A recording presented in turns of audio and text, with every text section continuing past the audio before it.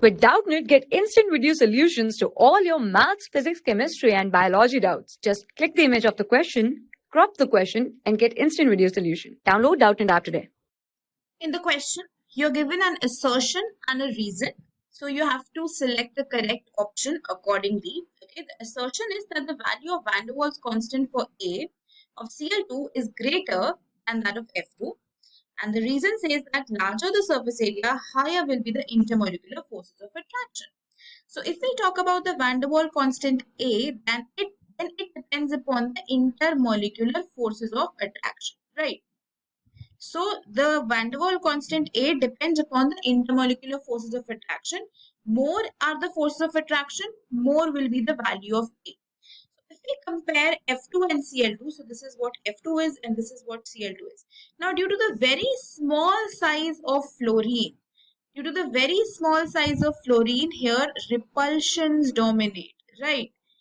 Because of the very small size, there will be more inter-electronic repulsions, right?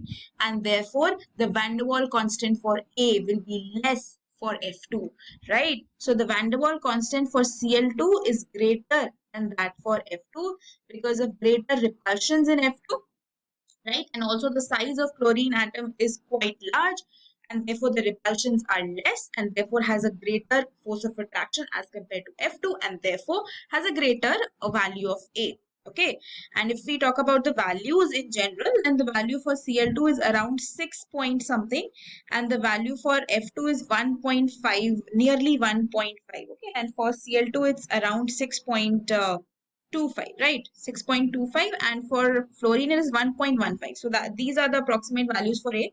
So you don't need to remember these values. I'm just telling you for the fact that the value for Cl2 is going to be greater. Because of the greater repulsions in F2, the value of A is going to be less, right? And also they have given a reason, which is actually the reason for this,